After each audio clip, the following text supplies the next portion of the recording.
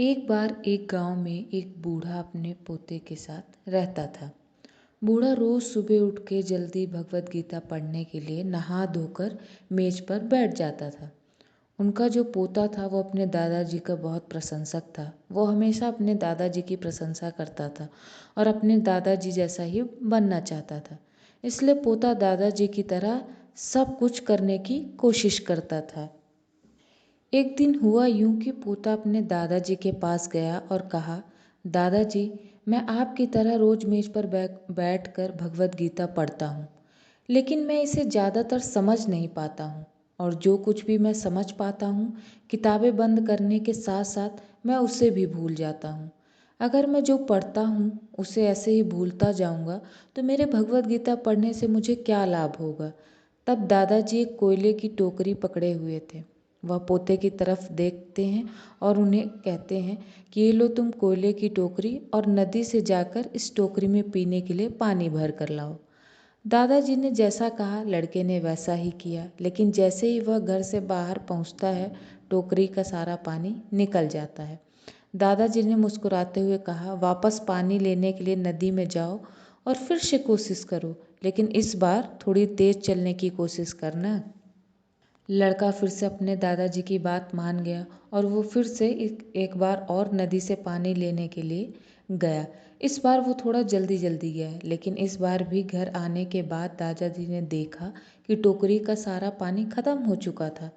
दादाजी ने पोते को फिर से कोशिश करने के लिए कहा, लेकिन हर बार रास्ते में टोकरी का पानी निकल जाता था और टोकरी खाली हो जाती थी। लड़का थक हार गया और अपने दादाजी से कहने लगा, दूर नदी से टोकरी में पानी लाना असंभव है। मैं आपके लिए पानी एक बाल्टी में भर कर ले आ सकता हूँ।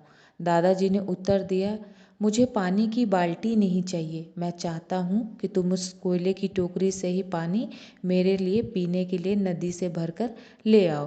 तुम फिर से कोशिश करो। लड़का जानता था कि ये असंभव है, लेकिन उसने अपने दादाजी की बात मानी और फिर से कोशिश करना शुरू कर दिया। इस बार लड़का जितनी जल्दी हो सके दौड़ा, लेकिन फिर भी टोकरी खाली हो गई। अब तो लड़का थक हार गया, उसके पास दोबारा जाने की हिम्मत ही नहीं थी। लड़का थक गया और उसने अपने दादाजी से कहा, देखो दादाजी, इस टोकरी से नदी में पानी लाना हमारे लिए तो असंभव है। दादाजी ने उत्तर दिया, तुमको लगता है कि यह असंभव है, लेकिन जरा टोकरी को तो देखो। लड़के ने टोकरी की ओर देखा कि टोकरी बहुत ही साफ सुथरी दिख रही थी। उसने देखा टोकरी से कोयले के सारे दाग धब्बे हट गए। अब कोयले की टोकरी अंदर और बाहर दोनों तरफ से एकदम साफ चमकने लगी।